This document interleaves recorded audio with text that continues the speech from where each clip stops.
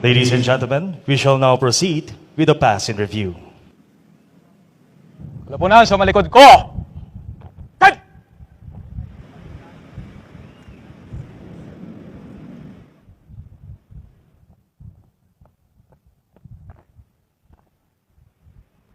Pasamasid!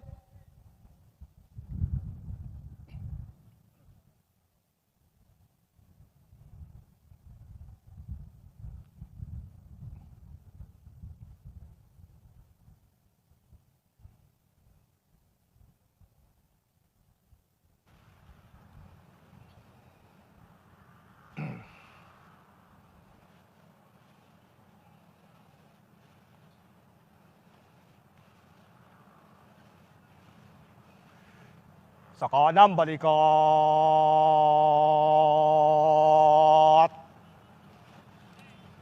Ha! Talupad, ulang talupad. Pasulong. Pinano, pasulong. God!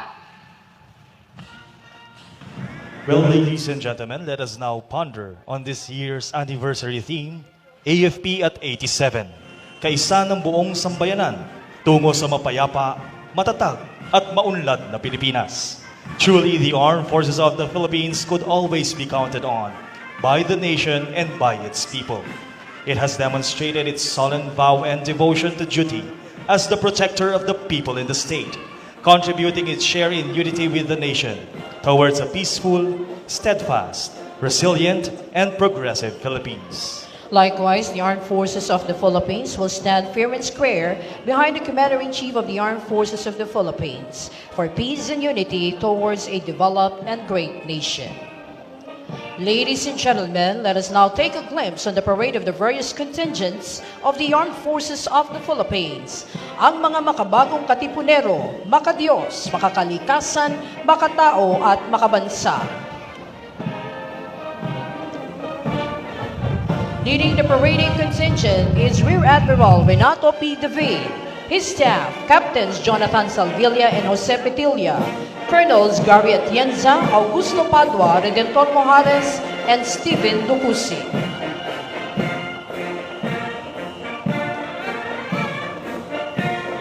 Following is the AFP Composite Band under the baton of Technical Sergeant Donnie Ise. The 1st Brigade is headed by Brigadier General Romeo Jerome Dirillo with his staff, Lieutenant Colonels Von Ryan Timbang, Agripino Poblete, Marlon Graciano, Talupad, unang talupad, John pasulong! Morgan, and Crispin Malimira.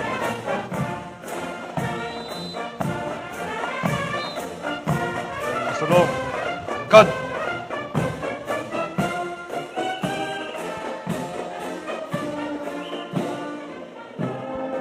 First Battalion from the prestigious Philippine Military Academy, the Cadet Corps of the Armed Forces of the Philippines, led by Cadet Captain John Troy Alban of Davao del Norte, his staff, Dexter Ariola of Taguig, Thomas Awoyang of Batangas, Keith Vitor Cebu, Kim Agatep Cebu, and Nicole Sarmiento of Butuan City.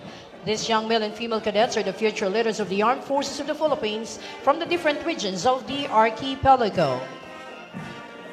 Following is the contingent from the Philippine Army represented by the Security and Escort Battalion under Major Fabian Ranet, with his staff Major Arbutante, Major Quit, Captain Ignacio, and Major Soria. The Army has been a beacon of hope and progress. It has contributed to strengthening Filipino institutions, communities, and individuals by advocating for personal governance and by rebuilding itself into an organization loved by the people. Next, we have the contingent from the Protectors of the Philippine Seas, the Philippine Navy. The Navy secures our territorial waters and conducts sea lift operations in support of our troops, performs mercy missions, rescue and relief operations during calamities, and protects our marine resources and environment. The contingent from the Angels of Mercy, the Guardians of the Philippine Skies, and the first line of defense, the Philippine Air Force, led by Lieutenant Colonel Vic Anthony C. Robles, with his staff Majors Ronquillo, Alexander Ilagan, Yusuf Tang, and Henry Allen Galvan. The Philippine Air Force is primarily tasked to secure our country's airspace as a forward defense shield. They conduct search, rescue, and relief operations during calamities. The audience is requested to rise for the passing of the national colors.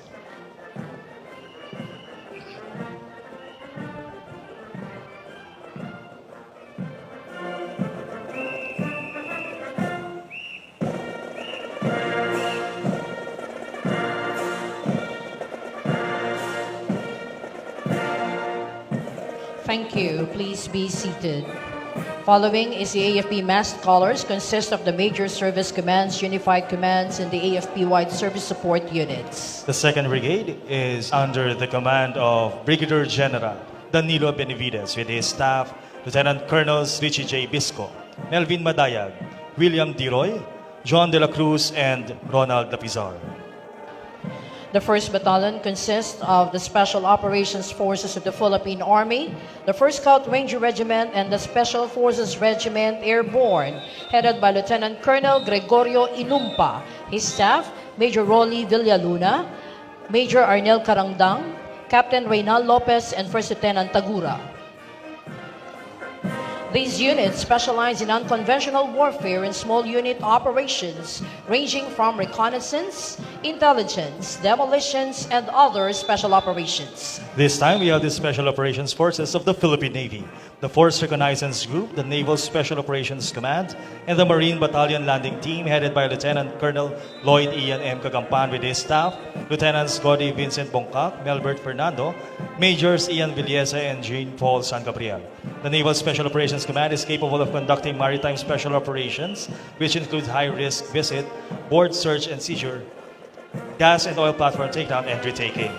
The 7th and Special Operations Wing of the Philippine Air Force, led by Lieutenant Colonel Nasul Sahili, his staff, Majors Elmer Barcenas, Amandio Gomez, Edmundo de la Cruz, and Captain Jonathan Cave. The 7th and conducts special operation and, of course, performs other contingency operations in support to the Philippine Air Force mission. This time, we have the contingent consists of the AFP peacekeepers, medical personnel, and humanitarian assistance and disaster response operators under the command of Lieutenant Colonel Wilbert Basquinas. His staff, Majors Melvin Diploma, Glenn De Ramos, Ronnie Sicad, and Lieutenant Colonel Benavides. The AFP peacekeepers respond to foreign conflict-stricken areas conducting peacekeeping operations. They're ambassadors to global peace, medical personnel attending to the well-being of personnel and their dependents, while the HADR operators, the first-ever responders conducting rescue relief and retrieval operations to areas hit by calamities or disaster. Approaching is the motorized contingent, which showcases the vehicles being used in the internal security operations, anti-terrorism, as well as in peace and humanitarian efforts, to include the reservist assets. Leading the pack are the vehicles of the special units of the armed forces. We have the Philippine Army's Kia Light Tactical Vehicle with machine gun as weapon system. Following is the Spider Philippines Air Defense System, the Philippine Air Force's Air and Defense Systems, which will protect vital installations and key assets of the country. This is the central control unit of the air and missile defense. It will be part of the Air Force Integrated Air Defense alongside the Air Defense and Surveillance Radar System and fighter aircraft for a layered air defense operations. We also have the troop carrying vehicle, which is an armored vehicle with machine gun as its weapon system. We also have the troop carrier, an all-terrain vehicle or ATV being used by the Light Reaction Regiment, the premier counter-terrorist group of the Philippine Army. Before you is the KM452 shop van track from the Chemical, Biological, Radiological, and Nuclear Unit of the Philippine Army. Next, the rigid hull inflatable boat with 2 machine guns being used by the Naval Special Operations Command. This watercraft is highly utilized as platform to insert, extract, and provide fire support to operating SEAL teams. Next on the line are the wheeled armored vehicles, which consist of the Philippine Army and the Philippine Marine Corps. We have the Army's armor assets from the Armored Division, the V-150 Armored Personnel Carrier with 50 caliber gun designed for internal security operations, and the Simba Armored Fighting Vehicle with 50 caliber M2 Browning heavy machine gun and automatic grenade launcher. Following are the Marine V-300 light support vehicles of the Philippine Marine Corps.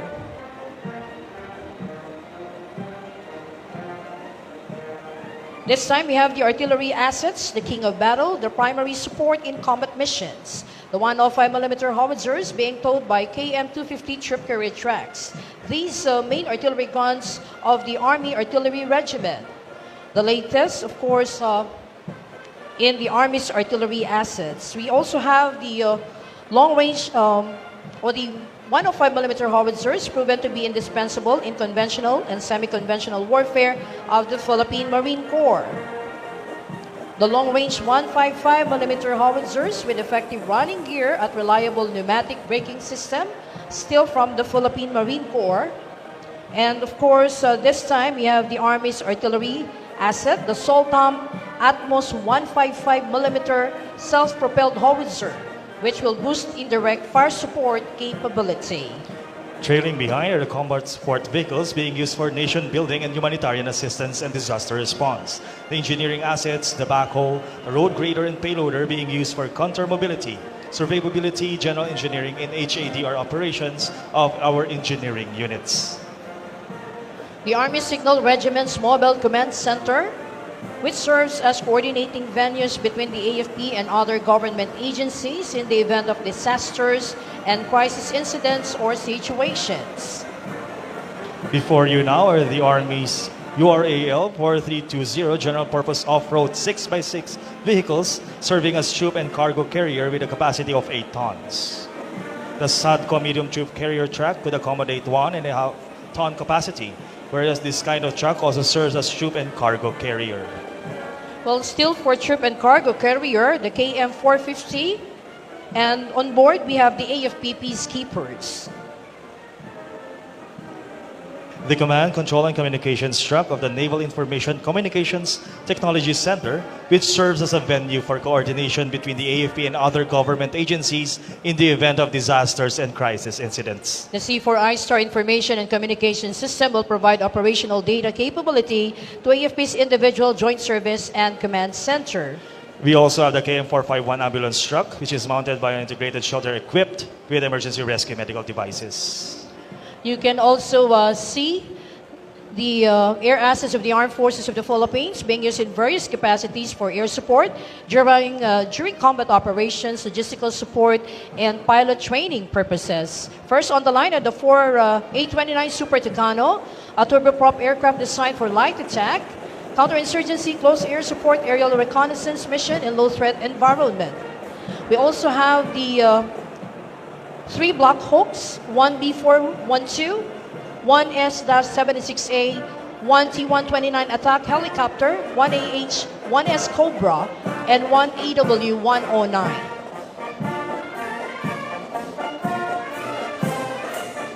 Well, earlier, ladies and gentlemen, we also have the reserve components assets being used in times of emergency, particularly during calamity, disaster, or any crisis situation.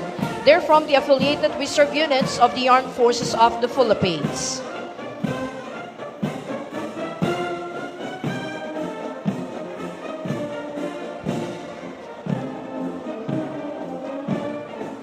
Meanwhile, we have the missing man formation.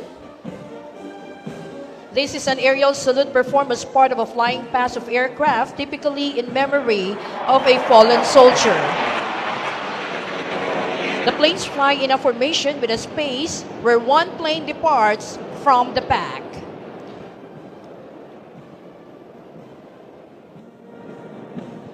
Ladies and gentlemen, you have just seen a segment of your Armed Forces of the Philippines pass before you. These soldiers represent every airman, sailor, the Marine, and the foot soldier out there in the field, defending our territory from all those who wish to destroy the peace, take away our freedom, and stunt our country's development. Ladies and gentlemen, once again, a big hand for your Armed Forces of the Philippines.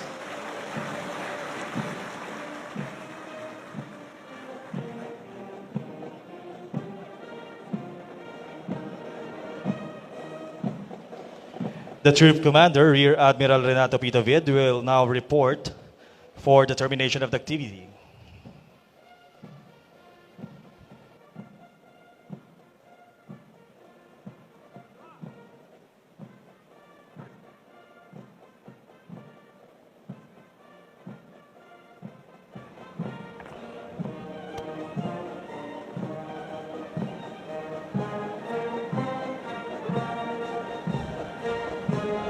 Unahan!